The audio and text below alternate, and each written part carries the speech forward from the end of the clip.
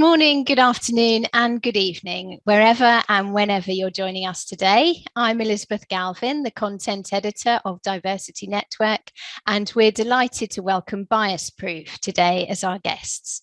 We're especially proud to name Biasproof as one of our sponsors of Inclusion 2021. And the two representatives here from the company today are both called Stuart. We have Stuart Flint, Dr. Stuart Flint, a lead psychologist, and Stuart Sherman, who is the CEO. Dr. Stuart Flint is President of Scaled Insights, Associate Professor of Psychology at the University of Leeds, and Honorary Academic for Public Health England. He has a specific interest and expertise in unconscious bias and processes that influence behaviour, stigma, and discrimination. He has developed interventions to reduce stigmatizing attitudes and discriminatory behaviours, working with local and national governments, health systems, education, media, charities, and the general population. Welcome, Stuart. Stuart Sherman is a successful serial tech entrepreneur who is focused on positive social change. Stuart has always been fascinated with the psychology of culture and change management, and at university, Stuart studied managerial sciences, specifically behavioural economics and organisational behaviour. Stuart founded one of North America's early digital agencies before the internet was a household service. And Biasproof was founded with a specific goal of not being, in his words, the next unicorn startup, but rather being a catalyst for positive social change. Stuart is also involved in founding several other startups surrounding banking for the disadvantaged and the democratization of knowledge. Thank you both very much for speaking with me, gentlemen. We're absolutely delighted to have you here. After reading your CVs, I'm not quite sure how you found the time. On Biasproof's website, it declares we are all born and raised with biases. It's not your fault. We believe that all people would like to be better people and that people are fundamentally good. The problem we have is that we are unaware of the biases we may have. So why is removing blame or guilt an important idea when discussing bias? Perhaps I'll start with Stuart Sherman first. Sure. So I think that one of the problems that we have in the world today is that we have people who are very willing to address the issues around social change, and we have people who are very resistant to those issues. And it varies by country and even by region, and it's very evident when you look at politics and people who support different political movements. But fundamentally, I think that all people are good. And I remember having this argument with a friend of mine who lives in San Francisco when we were talking about homelessness. And he was very frustrated and I was very frustrated. And we both agreed that homeless people shouldn't be on the street. And yet his approach to dealing with it, because he was a Republican-leaning person, was very specific and had a very specific, the party line. Whereas I'm a Canadian, and therefore, in Canada, we would be considered as socialists by any American. And so my view is very different as well. And I stopped us in the middle of this conversation. I said, you know what? Can we just both agree that we feel for these people and we think that we need to solve the problem? And he said, absolutely. And I think that this is one of the challenges that we have where because of the language we use to describe the problem, that language can actually alienate other people. So some language that seems useful can be alienating. And so one of the things that we have to do is we have to remove the blame and the shame. And one of the challenges I think that exists with diversity and inclusion in general is that we have this inertia that's a cultural inertia. So I remember having this conversation with the vice chancellor of a large university.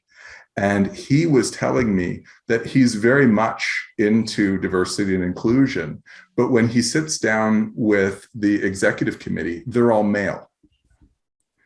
And these challenges are faced, and so how do we get them to not feel like it's a massive challenge, and instead have them feel like it's okay?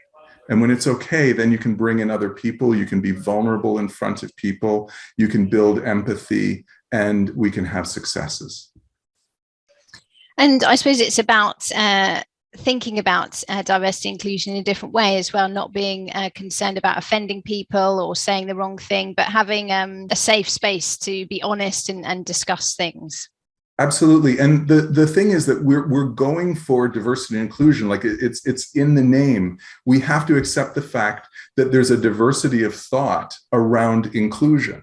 And if we don't address that, and we don't treat everybody, I heard a great line actually from another Stuart, who's the CEO of Atom Bank in the UK. And he said, you know, he doesn't like the golden rule, because the golden rule says, do unto others as you would like to be done unto yourself. And he says, that's incorrect. You should do unto others as they would like to be done unto. That's true. What do you think, Stuart? What's your view, Dr. Stuart? I think going to your point about removing blame or shame, which is certainly front and center of our message at Biasproof. Ultimately, you know, we're developing biases, both conscious and unconscious, because it's natural. You know, it's natural because we're receiving lots of messages from our environment, and we've been receiving messages from our environment, and our environment is encompassed by a lot of different sources, which could be family and friends, the media, you know, political messages, and so on. So we're receiving lots of information, lots of messages, thousands of messages every single day, in fact, some of which we're not aware of. And so we're developing these types of biases. What we should also mention is that some biases, of course, are positive, and some are, of course, negative. And it's the negative ones really that we're focused on in terms of what we need to raise awareness around, and what could we potentially change that could address the issues that we're clearly facing in terms of inclusion, diversity, and equality. The other point I think that we really want to make here is that our implicit biases often reflect the environments that we live in. So, you know, it's not that people or groups of people are going out of their way to develop you know, unconscious biases against a certain group or subgroup of the population. Actually, they often reflect the environment that we live in, and they reflect the messages that we're receiving, again, continuously and consistently, possibly on a daily basis, that may lead to a bias against a certain group. So that for us is one of the key reasons why, you know, it's really important that we don't blame, we don't shame, because these biases are being developed naturally. But we also need to recognize that it's important to become aware of those biases, and to take appropriate steps where relevant to be able to address them, whether that's in the workplace or elsewhere within our society. Well, I guess that's the scientific approach, isn't it? And I guess that's where Biasproof comes in. Biasproof's technology is based on the Harvard implicit bias standard, and some of your team work with the experts at Harvard who came up with this standard. Your technology has been clinically tested against the Harvard developed standard, which is the most comprehensive on the study of the subject, and is being adopted worldwide.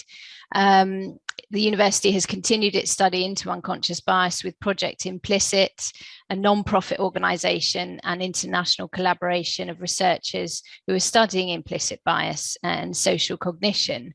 It was founded in 1998, and today anyone can answer questions online, can't they, relating to race, ethnicity, gender, and other potential biases. It's absolutely fascinating. I've had a go, and I encourage everyone to have a look at it. So can you tell us more then about how Biasproof has applied this to the workplace? Perhaps I'll start with Dr. Stuart, as it's an academic question. Sure. So as you mentioned, we're very aware of the test that Harvard developed, which is the implicit association test. And that's been around for some time, as you've mentioned, since 1998. It's evolved. But what we've also been aware of is some of the limitations when wanting to use the tool. in different types of settings, including the workplace, of course, which we see as a key setting to addressing both conscious and unconscious biases, because people who are working will typically spend large proportions of their waking time in the workplace, maybe up to 75% of their waking time they spend in the workplace. So it's clearly the right environment to engage people. What we really wanted to do was to, as I've mentioned, address some of the limitations in the test, which means that it wasn't applicable to use in settings like the workplace. And so we've ultimately developed what is a mobile version, a mobile device. So people can open the test on their phone or on an iPad or a tablet, a mobile device. It will recognize what type of device it is, so it will resize and reshape. And people will be able to take the test very quickly, very easily. It's a short version of the test. And we've got a range of different types of tests now. So tests for implicit biases relating to gender, ethnicity, disability, and weight status. And we have further tests under construction, including tests for biases relating to mental health, for instance. So that's ultimately what we've done. And we've been using this with a number of different sectors. So with healthcare, with organizations involved in finance, and so on. And what we've really found is that it's been something that's been received very well. The ability to complete the test on a mobile device is something that individuals and companies really favor. And also what's really key from our perspective is that when people complete the test, their results are very much personal to them. So nobody else will ever see their test scores, only if a person wanted to share them. It's totally up to them what they want to do with their results. But their result will not be shared elsewhere. We actually have no way of tracking and identifying, even from Biasproof, who's completed the test. What we ultimately can do is identify what would be an aggregated score for an organization or a workplace to identify what potential bias is for a group of individuals. So, for instance, we could potentially do some work with an organization and identify that a certain percentage of their workforce had a bias towards one of the groups that we're ultimately studying. So I think the personalization is also key. And of course, what has also been an issue with tracking implicit biases previously, it has been an inability to ultimately track over time. And that's something that we've been addressing at Biasproof too, because of course, at some point, people want to know if they're developing training to address implicit biases, whether it's effective or not. And that's, of course, something that we can do at Biasproof. I suppose measurements and metrics are really important, aren't they, in diversity and inclusion? Can you expand on that a bit more, Stuart? Yeah, definitely. So I think that one of the challenges that organizations have is, I'll take a step back. In order for people to change, there's a great line that Alcoholics Anonymous have used for, I think it's about a century now. First you have to admit you have a problem. And the challenge is that because these biases are unconscious, you may be completely unaware, and you're likely unaware of these unconscious biases because it's a process happening. I love the word that neuroscientists use, especially David Eagleman. He says under the hood, or under the bonnet, if we were going to be British.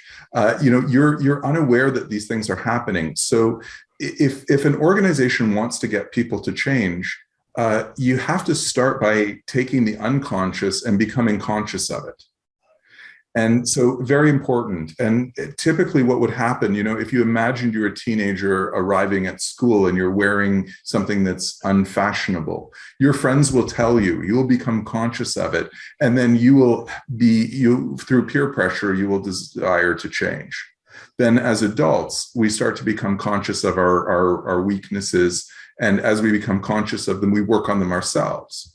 If you're unconscious of it, then you could be sitting in a classroom or training room that your corporation has. and you don't think there's a problem, so you're not really paying attention. You're focused on, the sales order or your phone or what else is happening or all of these things, and you're like, it's not my problem, it's somebody else. So that's a huge issue. And then the other issue is around measurement, because unfortunately or fortunately, Peter Drucker came out with a line: if you can't measure it, you can't manage it.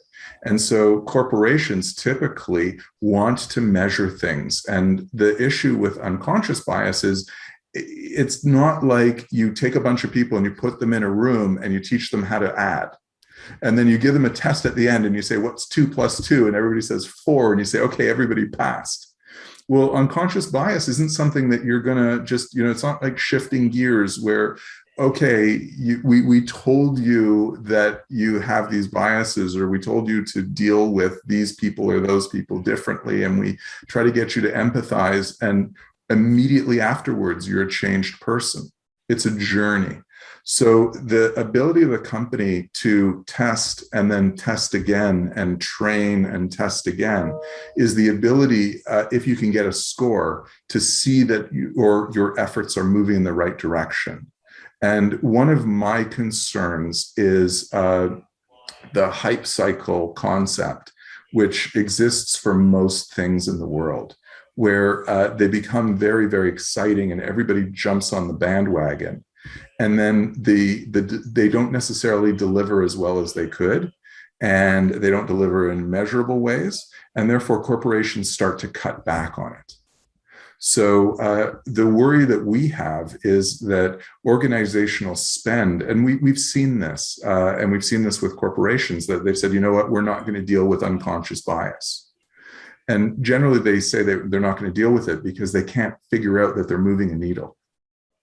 And so our biggest concern is that how do D&I professionals help organizations change if they can't be proving to upper management that the spend is justified and it's working? And we're melting glaciers. We're not, we're not chipping ice here. Like, it's not like you can just package it up. So this ability to test and retest your people, every quarter, every 6 months, get a score, show that the effort is paying off, I think will be what will get D&I longevity inside of corporations. And if not, it'll be a flash in the pan, like so many other things. Now, how long the flash lasts, like it may be a 3-year flash or a 10-year flash, like who knows? But if you think about all of the other things that were on vogue in managerial science in the 80s or in the 90s, they're gone now. Like we're not talking about those things anymore. So how do we keep D&I in the corporate office and in the boardrooms?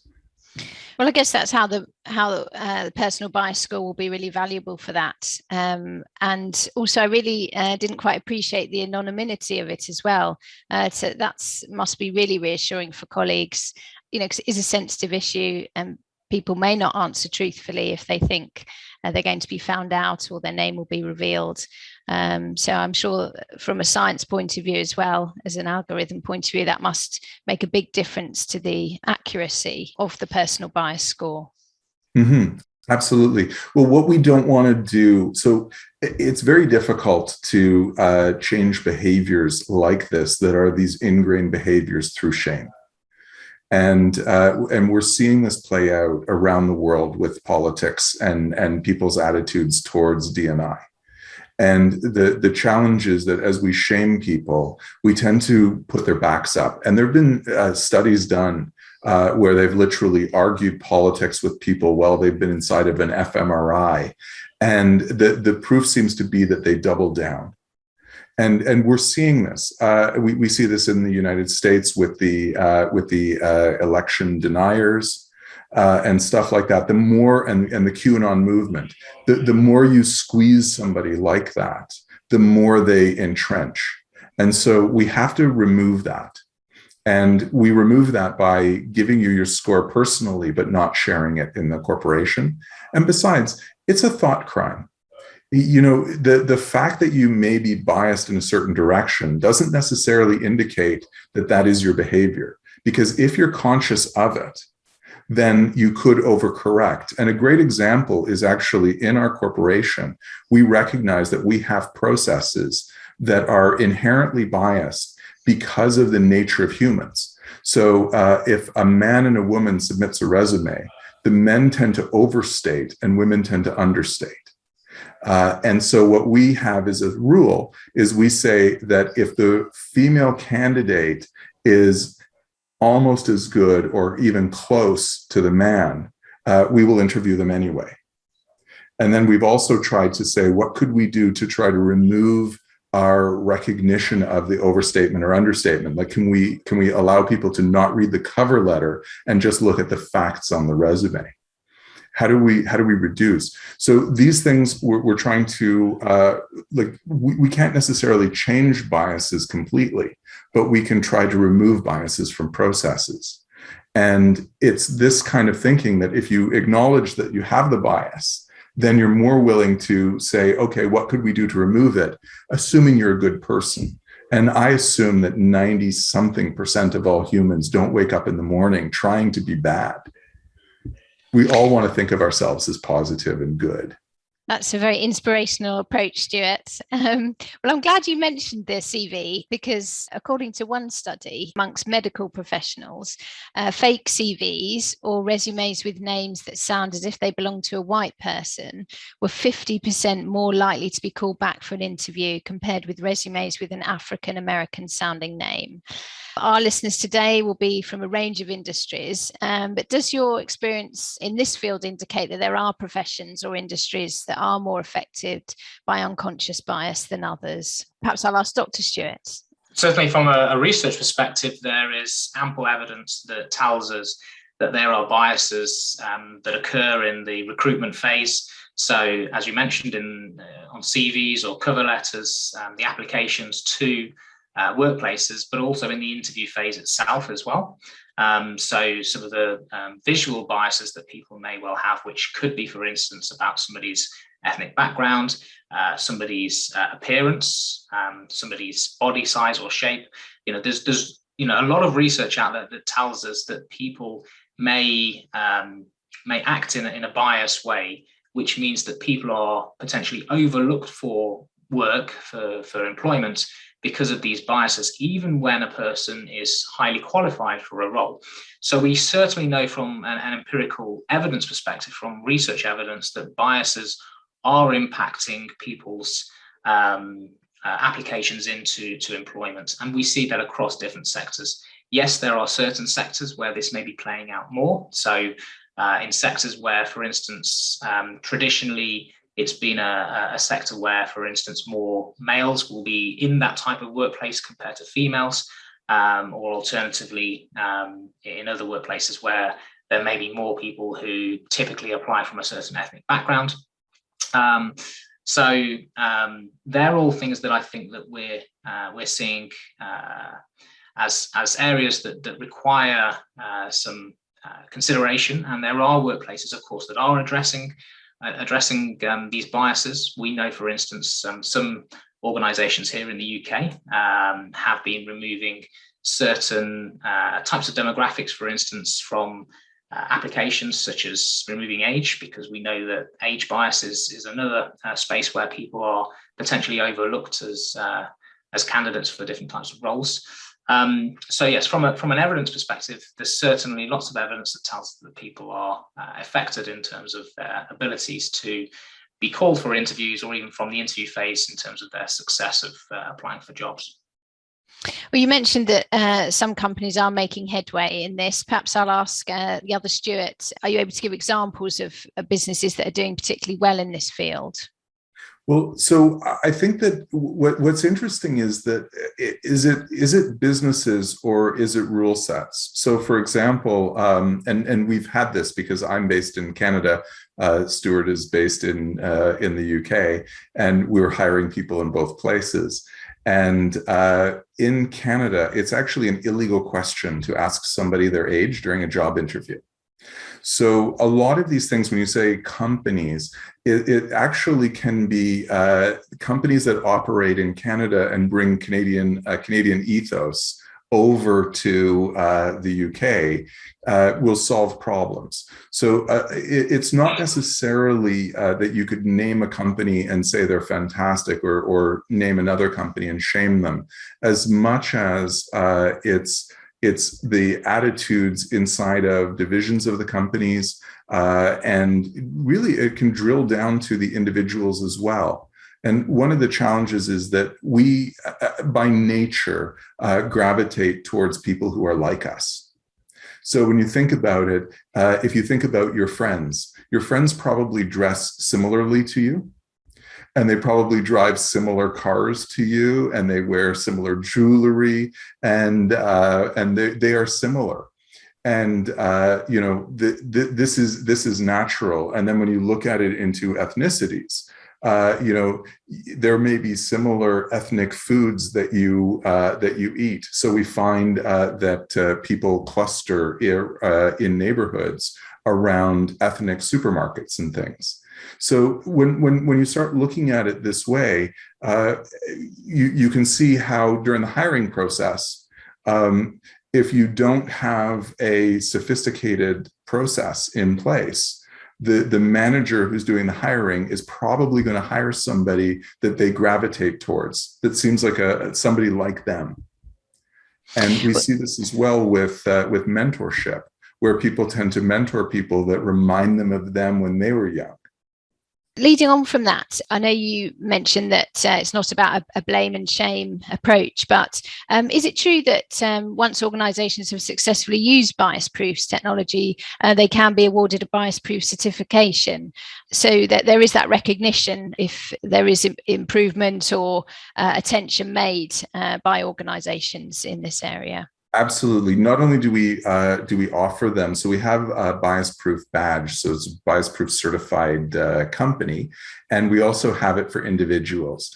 And this comes from an overall experience that I've had, which is a strange one if you think about it.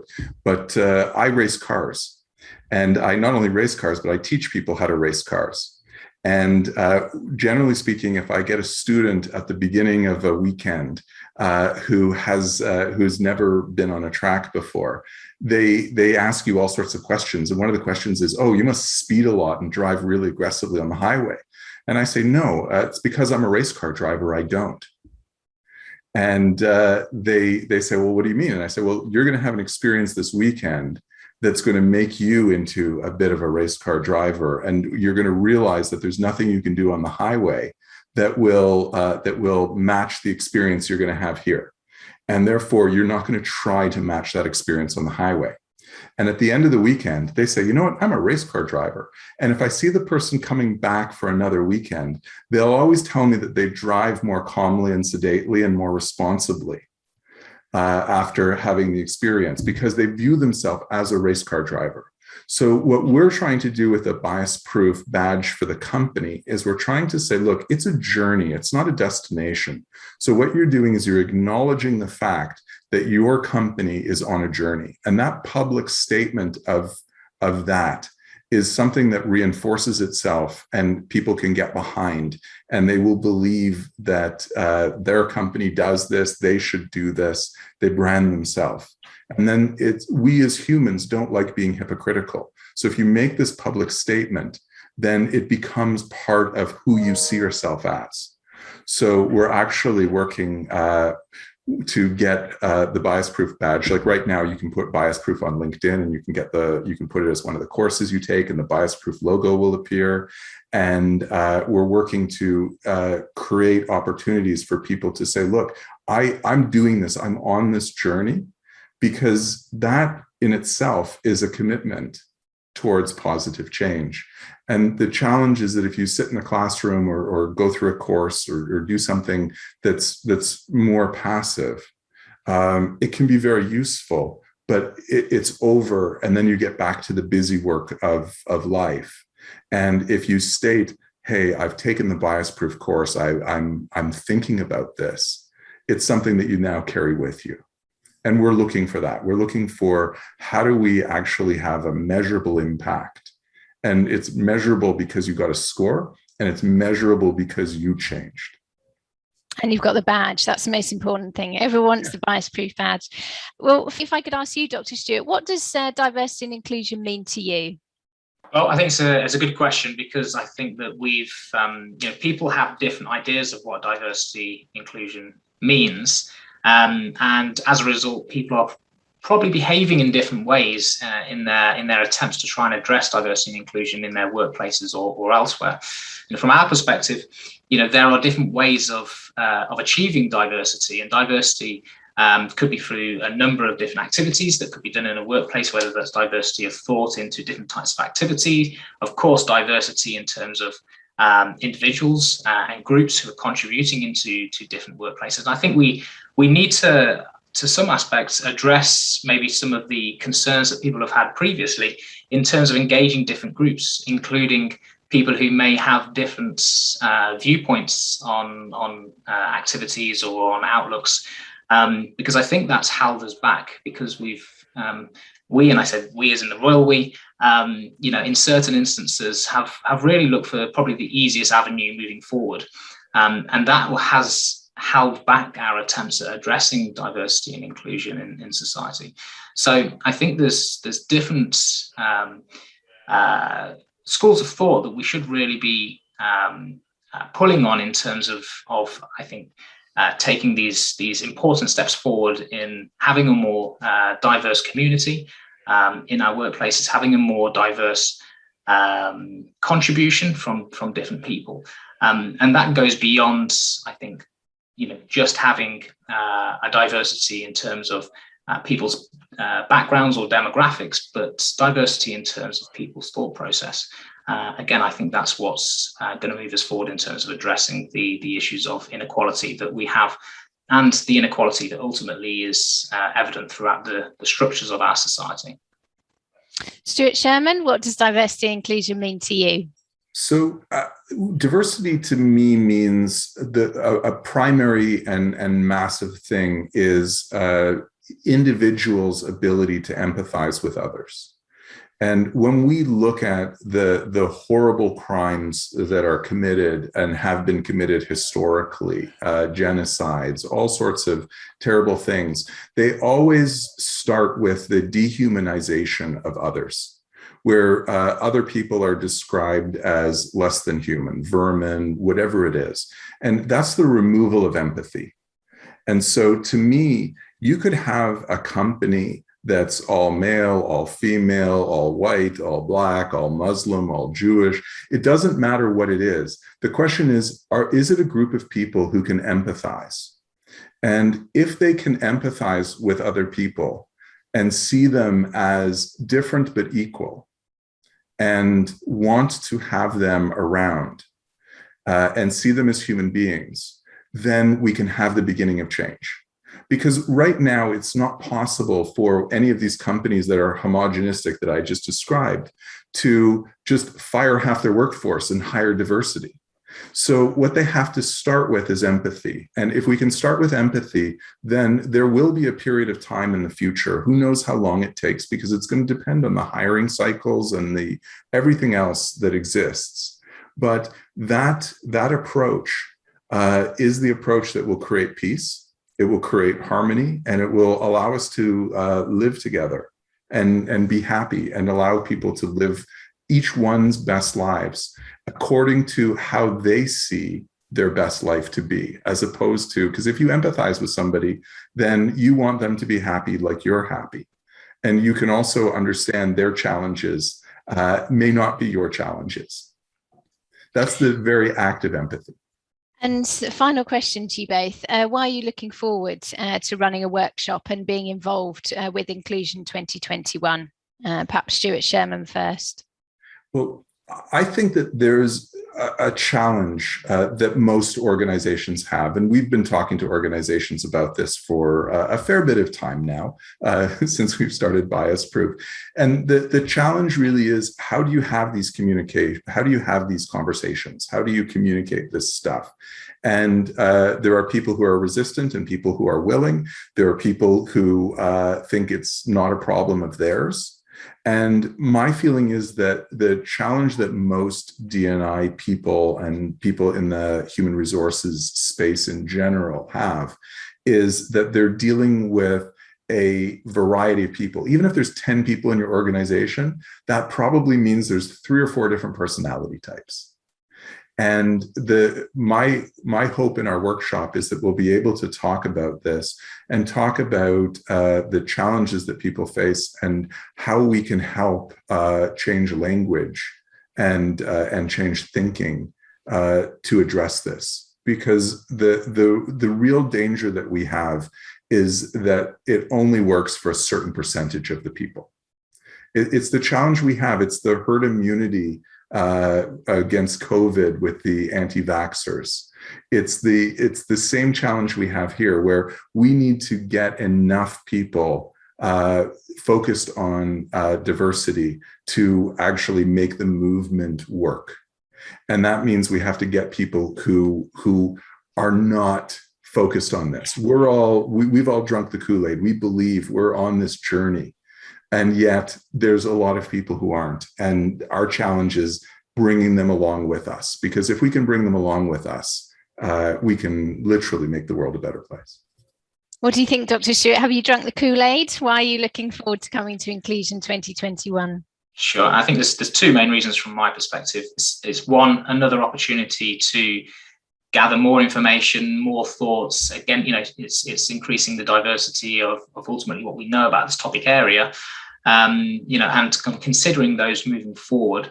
I think second, it's an opportunity to engage with people, to create meaningful change, meaningful action. And I think ultimately that's what we're here for, is to create meaningful change. And that requires collaboration. And, we're looking to ultimately collaborate with other people, other organizations to shift the needle. Well, that's all we've got time for, I'm afraid. Thank you very much, Stuart Sherman and Dr. Stuart. We really appreciate your time and help. Biasproof is one of the sponsors of Inclusion 2021. They'll be running a workshop on day 3, the final day of the conference on the 21st of October. And we hope you'll be able to tune in then to hear more. Thank you very much, gentlemen. Really a pleasure. Thank you. Thank you. Thank you. Bye-bye.